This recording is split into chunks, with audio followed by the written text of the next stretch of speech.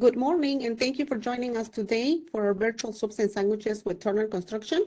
I'm Jessica Vasquez, the program coordinator of the Houston MBDA Business Center. Director Turner and the rest of the team are attending the MBDA National Training Conference in Baltimore.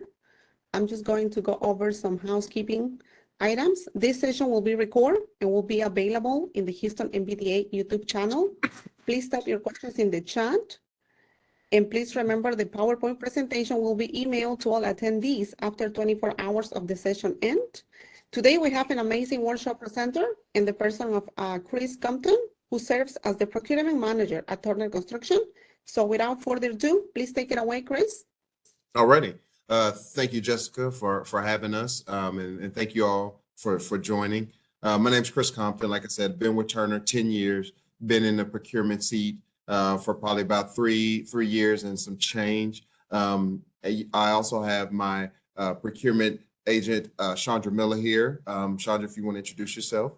Hello, good afternoon, everyone. My name is Chandra Miller. I am one of the procurement agents here in the procurement department at Turner in the Houston Business Unit.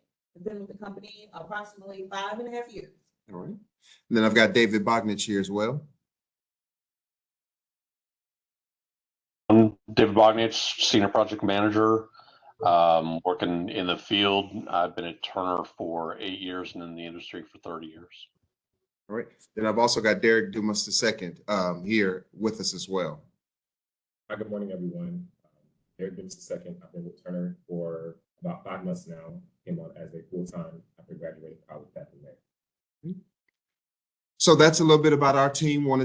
We've got each one of us have some speaking parts as we go through the slides to just talk about our different things that we've got going on with Turner.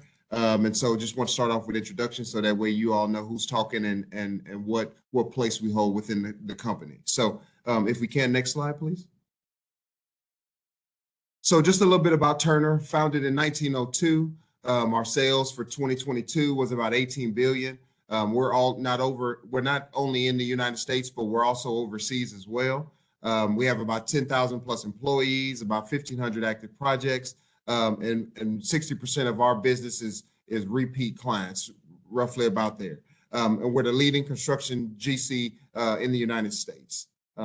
Next slide, and of course that's a picture of if you go back, that's a picture of our founder there. And that famous slogan we are awarded most of our work based on our reputation. This is the foundation of our company. And that goes back to the bullet point about 60% of our work is repeat business. We do a lot of GMP work, but we also do a lot of hard bid as well. So about 60% GMP and then another 40% about hard bids. So next slide. So again, #1 general builder, #1 in healthcare, #1 in education, and the #1 commercial builder, right, for 2022. So we're kind of proud of those accolades. We've got a lot of things going on in Houston and also in our other cities in the United States. And so we're not only just Houston based, we're Dallas, Austin, and San Antonio for those that may work in those cities as well. And those just are our Texas offices. And if you wanted to know about our other offices in other states, we can be sure to answer those questions at the end of the session or at a later date and time. So next slide, please. So local builder, working in Houston since 1968. We've got regional offices, like I said, in San Antonio, Austin, and Dallas. Market leader, 300 plus million in volume annually in Houston, 100 years based in South Texas. And we've got 100 plus staff members here in our Houston office. Next slide.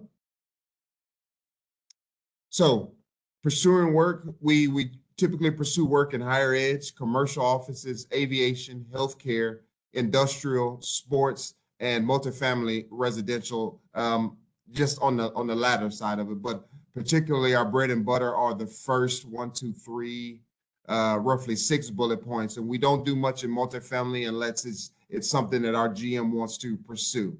A couple of projects that we have on the horizon right now that we'll talk about here later on the slides is the Texas A&M Galveston Engineering Classroom Project. It's about a $40 million facility. And then the United GSC project that David Bognich will talk about here a little bit later on. So next slide. Working with Turner, what you need to know, right? So a lot of you guys that may be new to us, we would have to start with our pre-qualification process, insurance requirements, EMR and safety records, and then we can get into bidding jobs. And so these are the bullet points we'll talk about here in the next slides: how to pre-qual, our insurance requirements, our EMR and safety rating, and then once we get all of those figured out with you guys and submitted, then we'll be able to issue you bidding opportunities. Next slide. Project safety and orientation, right? So on every job, each trade partner must be badged. We take safety very seriously. So badging is our number one thing before we get you guys out on the site. And that includes the FC background check, and then also drug screening. We do project safety orientations. We have those typically a week or two prior to you guys starting work. And then we've got some Turner policies, ladders last, 100% gloves, and all our PTPs. We do, as you can see in some of our photos here, when we going back to safety, the type 2 hard hats are a must on every single job site that we are on. And when I say the type 2 hard hat, that's the hard hat with the chin strap.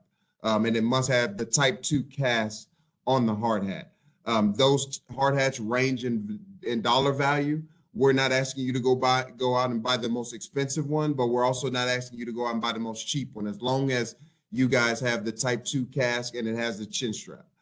We also require level 4 cut resistant gloves, right? So you should be able to go to Home Depot ever and ask them where are your level 4s. You can buy those online as well, right? So those are 2 musts that you must have on job site along with your Turner badge. Also, we have a ladders last policy. So on all of our jobs, we ask that everybody work off Baker scaffolding, rolling scaffolding, or some kind of scaffolding of some sort. Ladders last is the last resort that must get approved by the safety manager that is conducting all safeties items on that project before we can bring ladders on site. We do understand that there are some scopes of work that will only require a ladder, like if you're in a tight space or something like that. But those things that need to be talked about with the team prior to you executing that work. Safety culture is not about incident avoidance, right? An environment that fosters the right decisions, proactive about physical and emotional safety, right? We're trying to make sure that everybody goes home at the end of the day. That's our most important goal. And that you go home the same way you arrived on the job site. Next slide. Also, we've got every morning, we start our jobs with our stretch and flex. We have daily huddles. We also have superintendents meetings and foreman's meetings. Those typically happen once a week with the project teams. And then you have your safety meetings, if that's necessary for the job site, right? And so if the team feels that there needs to be a shutdown or weekly safety meetings, those will be issued as an email to your foreman and the assigned project managers for the different firms that are working for our job sites. Next slide, please. Pool planning and lean construction, right? And so what we do out on all of our job sites is we pool plan all of our things to maintain our construction schedule. And that pool plan is a process of individual stickies outlining your day-to-day and week-to-week tasks and what may be hindering you from doing that task and what are the steps to get that task done. And what the project teams like to kind of schedule out is a 2 to 3 week schedule, and how they can better the duration, or what is the exact duration for that scope of work that's happening over the next 3 to 4 weeks. And David, correct me if I'm wrong, but to plan out what is a critical path activity or the next big activity coming up, so that way everybody's on the same page as far as durations, timeline, what the next trade partner needs in order to get their work done, and what you need to get your work done. All of that is talked about in the pool plan, and all of that is part of the stickies that are put up on the board of how long you need, what you need, and who's holding you up, what material you may need. All of those kind of things are talked about in those meetings. It's problem solving and all, right? I know everybody likes to get paid, right? And so, payment is one of those things that we pride ourselves in paying our trade partners on time. We know that not everybody has the cash flow to, be able to float money for 45, 60, or 90 days based on the contract that is issued by the owner. We are a pay when paid company. So sometimes the owner has a 45-day payment term. Sometimes they have 60-day payment terms. Sometimes they have 90. I've seen as many as 90-day payment terms. We know a lot of you guys cannot float money for that long. So we have a program that can get you paid a little bit faster, probably 2 weeks after a pay app is approved. And we can go into that a little bit later or offline to go into more detail about our APP process. We found that this helps you guys out with your vendors and payments and get better pricing. We also helps helps you with your cash flow as well, right? And paying your people a little bit faster. So we can talk about those things offline or after in our Q&A session. Next slide. Pre-qualification. So I'll let Chandra and Derek talk about pre-qualification. Here's some bullet points here, but I'm going to turn that over to the experts here. Good afternoon, everyone. So one of the first steps that we have to do to get you onboarded or to get a trade partner onboarded to work with Turner is to get you pre-qualified. And so when we say pre-qualified, we don't necessarily mean pre-qual in a way of yes or no. It's more of a getting to know you and understanding your business so that we can ensure that any type of contracts and any type of work that we do together, it allows both parties and both sides to be successful. Oh, okay. It was kind of hard to hear you, so that's why, yes. Mhm. Oh, okay. Actually, let me just scoot over something. Yeah. Well. Can you hear us good now? Yes, much better. Mhm. Okay. And Yes, so thank you. repeating that, basically a pre-qualification is not a yes or no, as whether Turner will work with you or not, or a trade partner with you. It is a more of a getting to know you. So there are a few things and a few steps in the process. One of the first steps is that we get pre-qualified on our third-party software, which is called Vertical. And in Vertical, there's some information that's required. W-9, standard W-9 on the most current form, 2 years of your financial statements. That would be your balance sheet and your profit and loss statement. Turner prefers audited statements, but we do understand sometimes that audited statements are a little expensive. So we take reviewed, we take compiled, as well as internal statements. Also, we require your EMR number on the NCCI form. If you don't qualify for an EMR, you can have your insurance agent send notice on their letterhead stating why you don't, and then we would assign you a 1, which is Turner's threshold. Also, we require work history as well as a bondability letter by your surety company. And when I say surety company, not your insurance agent or your insurance broker, but by the actual surety company. First-time trade partners are required to bond on their first contract, and then from there on second, third project, then it typically on case-by-case basis. Thank you. Also, a few of the things that we also require or ask for, besides your work in progress, as well as your OSHA 300 and OSHA 300A forms, last 3 years. So all that information, along with information about the company, principles, and things of that nature, are loaded into our Vertical system. We go in, we review everything, and then it gets submitted. That process takes typically anywhere from 4 to 7 days. So it's not a 24-hour turnaround. And then we typically like to have a meet and greet with our pre-construction, our estimating team, the procurement team as well, just to get a better understanding of the business, introduce yourselves, as well as learn more about Turner also. Is there anything you want to add, Derek? No, I think you covered. Okay. Gotcha. All right. All righty. Next slide, please, Jessica. So once you guys get all of that information, right, and upload it into a Vertical, and from there, Vertical will issue a vendor number. once we receive a vendor number once we receive a vendor number about your company, then we can start sending you guys invites for our different projects that we have going on. And we send the invites out via Building Connected. That's our tool. That's our only tool on how we disseminate drawings, specs, bid invites, and that denote, date times for bids to be due.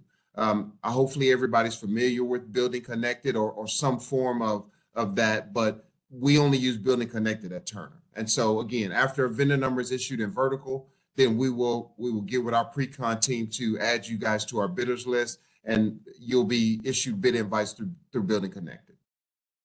Here's just a little snippet of Building Connected. The invite was the first slide. The second slide here, what you show is the different packages that we may be advertising for that project. And you'll see where it says companies, you guys will be part of one of those companies that's invited, and then you can denote whether you want to bid or not bid on the different scopes that you guys perform on. So next slide, please. Turner School. So right now we're currently in our Going into week 6. Going into week 6 with Turner School. Turner School, what each year we, based on our meet and greets that we have with our different trade partners, we determine who will be part of our next Turner School. And so enrollment will start probably early to mid first or second quarter of next year on who we, after we compile all of our new companies that we've talked to or met with, and who we seem and deem fit for our Turner School, we will send them emails asking them or letting them know that they've been selected to go into Turner School. Turner School is about an 8 to 10 week program. We talk about different things: safety, estimating, bidding, daily operations, pay applications, construction technology. We also talk about contracts, our contract versus what you need, the goods and the bads of contracts, and what you need to look out for when signing contracts, not only with us, but with other general contractors. We have an HR come in and talk about HR resources. We talk about, we also have clients come in and talk about their upcoming opportunities that they may have. Marketing and branding. We also have marketing and branding, right? Insurance. And insurance and bonding. So we have about 7 or 8 different classes that we teach, and each day is a different topic, right? And so that class is once a week for 8 to 10 weeks. And we go over different things. And at the end, the graduates get a certificate. You get to take a group photo, kind of like the one that's shown here, with representatives of the city of Houston, as well as ourselves and our GM. Next slide, please. So I know everybody's excited to hear about bidding opportunities that Turner has coming up. We talked a little bit about the Texas A&M Galveston project. We've got MD Anderson School of Health Professions that's coming up in December. The United GSE, which David's going to talk about here in a little bit. The MD Anderson job that's going to bid here shortly. That's a lot of UPS and Source Blue and mechanical equipment, mechanical and electrical equipment. We've got MD Anderson Gun Road, which is the same thing, a lot of big electrical and mechanical equipment. The MD Anderson Bioscience Research Facility, that's going to happen probably second quarter of next year. And then the Lamar University Library, which we just were awarded that probably 2 or 3 weeks ago, that's probably going to let loose probably second quarter of 2024 as well. We don't have definite dates on the last 2 projects. We just know that it's going to happen sometime in there, releasing on drawings and stuff like that. So those are kind of some of the things that we've got coming up for the end of this year into early next year. Next slide, please. So United GSC, I'll turn it over to David so that he can talk about a little bit more about this project and what scopes we were going to send out for bidding. So this project is located at George Bush Intercontinental Airport. We'll be doing demolition of an existing ExpressJet building to build this new GSE, which is ground service equipment, is what GSE stands for those that don't know. The building in the picture is roughly 140,000 square feet, tilt wall panels on the exterior, steel superstructure. It's about a 45-foot roof height. It's got multiple canopies for parking vehicles in. We've got a wash bay with wash equipment. There's a paint booth, a sanding booth, a lot of new vehicle lifts, equipment, service racks, high bay storage. There's about a 15,000 square foot office space in the building. And then obviously the 12 acres of concrete that you see in the picture there. It's quite a big site. If you go to the next That- slide, I think we've got a couple of more bullet points on details. Go next slide, please. Yeah. So next one, because I think David covered a couple of these. Sorry, David. I covered most of that. Yeah. Kind of just overall site logistics. That's the site as it sits now. That existing building is going to be demolished, and the new site will be inside that red fence. We will be putting up a side of fence, so we will maintain this project outside of airport operations, so not everybody will need to have badges. Next slide. Yep. Next one. So just kind of high level. Obviously, you've got lots of concrete, lots of site paving, structural steel, and exterior glass and glazing. There's also cow wall windows in the walls. The roofing is a thermoplastic membrane. They do want an insulated metal panel system. Next slide. We'll obviously have waterproofing. There's a lot of large overhead doors. We have approximately 11 bridge cranes. Pretty good earthwork package because it's a 2 foot of fill over the top of where the project sits now. We'll have some SWIP fence to keep within compliance. Plumbing and utilities. There is a move for an existing water line that's in the grass now, and connections to all the utilities. Next slide. Looks like we're on to Galveston. Yep. So thanks, David. So that was a little bit about our United project there, and the bid packages that will be coming out for that. So hopefully there's some opportunities out there for you guys over those bid packages that we just discussed for the United project. Now we're going to get into our Texas A&M Galveston project. So again, this is out in Galveston, and I say that because not a lot of trade partners travel to Galveston, right? And we do know that there are some that travel to Houston, but this is actually in Galveston. So about 53,000 square feet, a 3-story concrete structure with associated crawl space. Building includes a maker space, classrooms, wet and dry labs, and office spaces. Next slide. And this is on Pelican Island, excuse me. The Texas A&M Galveston, go back one slide for me, please. That Galveston job is roughly about $40 million in total for the project is what we've estimated it for. So all of that in that pretty picture at the previous slide, we're estimating about $40 million. So those bid packages will be coming out the first quarter of next year. I think probably March of next year for bid packages for that job. Next slide, please. MD Anderson School of Health Professions, we've got this job too. If you get in, there's about 140,000 square feet interior renovation, minor modifications to the exterior facade, new lab infrastructure, air handling units, exhaust fans, electrical distribution, dry labs, classrooms, and then office spaces, right? Roughly about $60 million interior renovation is what we're estimated that to be right now. Next slide.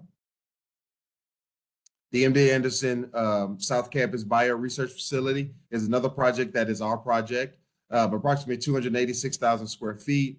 210 of that 286 is interior fit out with another 76,000 in crawl space. The new lab infrastructure is, again, air handling units, exhaust fans, electrical distribution. Bidding includes classrooms, wet and dry labs, and then office spaces. Next slide. So when it comes to opportunities and stuff like that, what we've done is we've put our contact information on these slides. Of course, you have my information. Andrew Reno couldn't be here today, but his contact information is there as well. Trevon Heath is another one of our agents. You met Chandra Miller earlier too. And then Derek Dumas II is also another contact or resource you can use to get information or ask questions to us about how to get pre-qualified and how to get on bidding list and figure out. I think I saw a question about all the scopes and how do they get more information on the projects, right? So the first thing we've got to do is get you guys pre-qualified. And then we can give you additional information and send you invites for bidding on these opportunities. So all of our information is here. I believe this will be issued out after this meeting, this PowerPoint presentation, so that way you guys have our information for any questions that you may have. Next slide, please. Yes, right. Oh, I'm sorry. I'm sorry, go ahead. And I think that's all we have right now.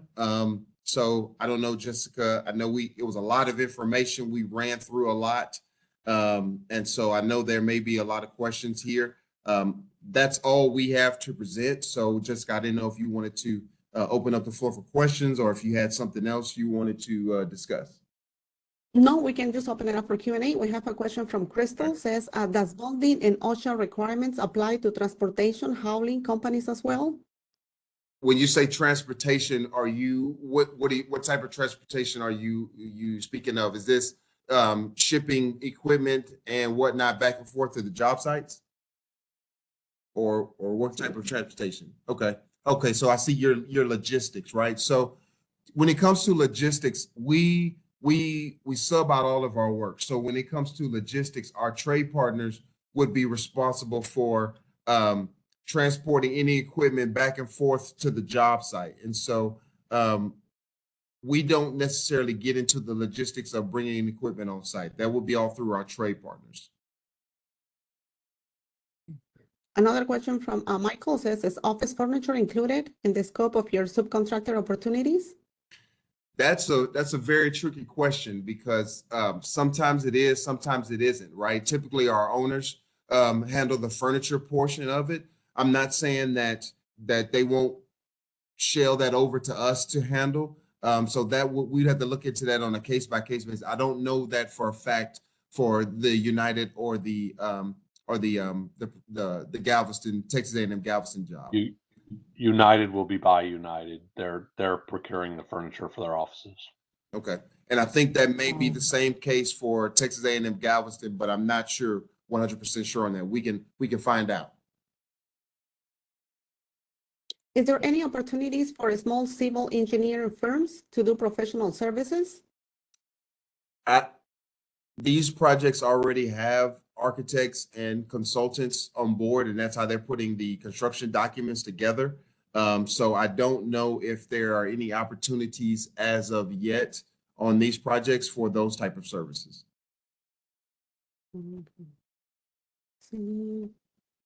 Is there any insurance requirement to bid for a project?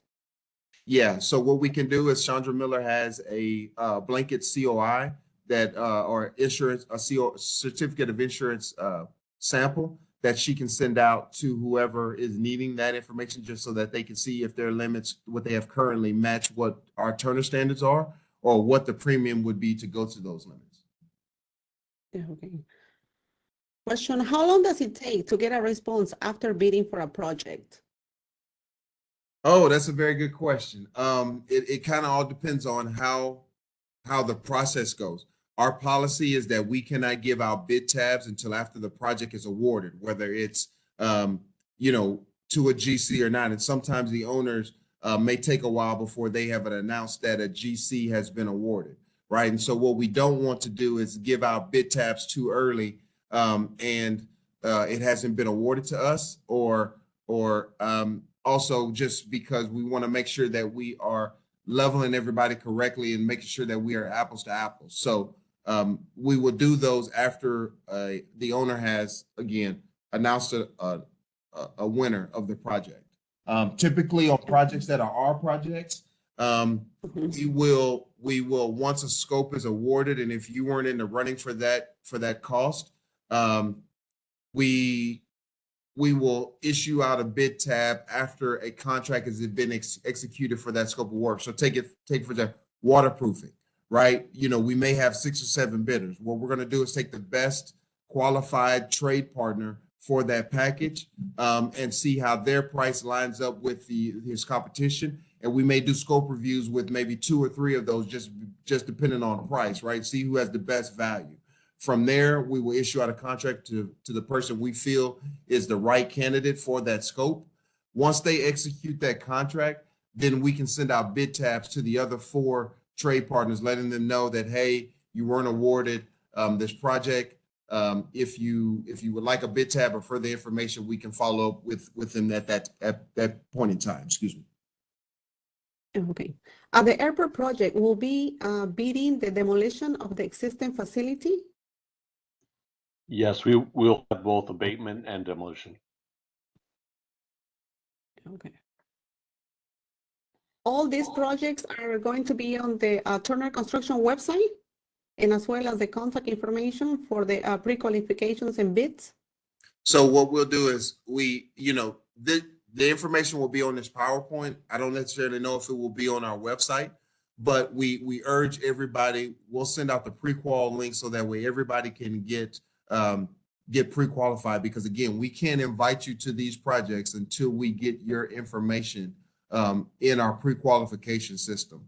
So our pre-qualification system, what I like to do is I like to kind of align that with dating, right? And what we do is we want to find out information about your company to see what your capabilities are, what you can do, what projects you've done. The last thing we want to do is award you something that is either too small or too big, right? We don't want you to bid on something or that you're just getting your company started on.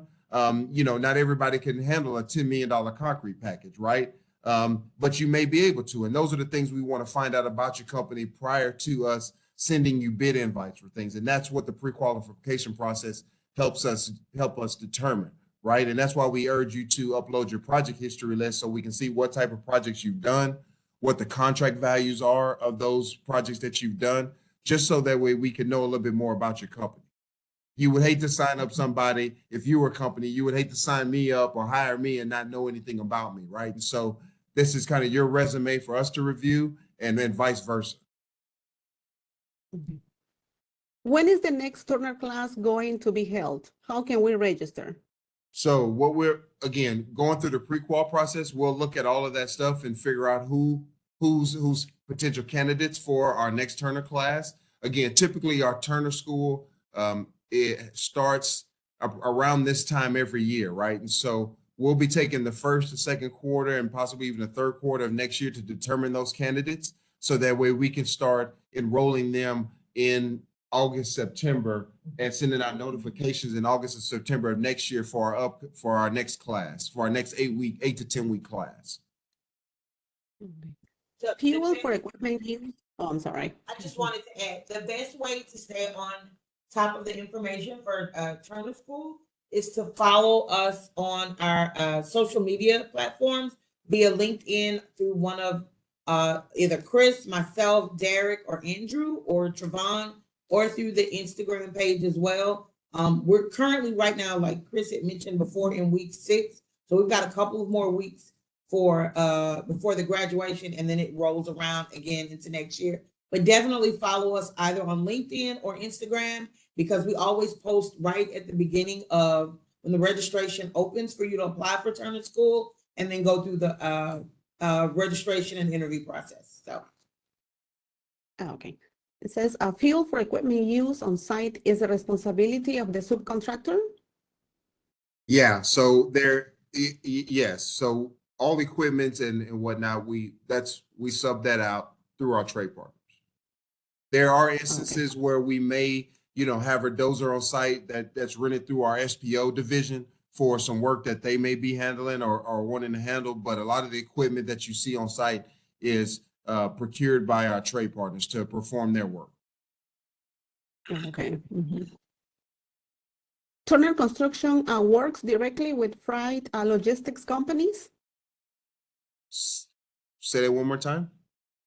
It says like I hear during this call that transportation freight services is provided by trade partners, meaning that Turner Construction doesn't work directly with freight logistic companies.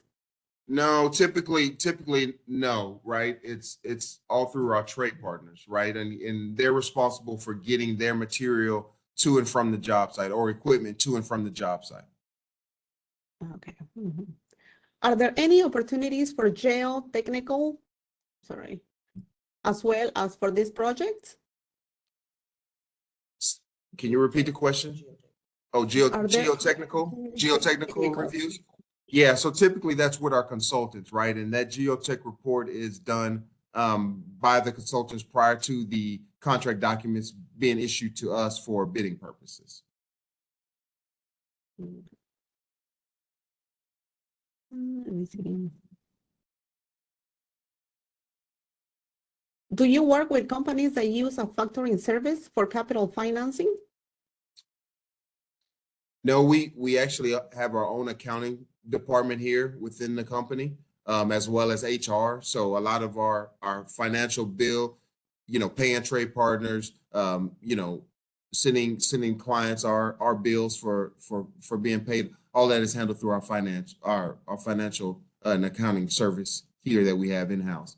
We also HR is something we do here. So the hiring process is done. We have an HR department as well.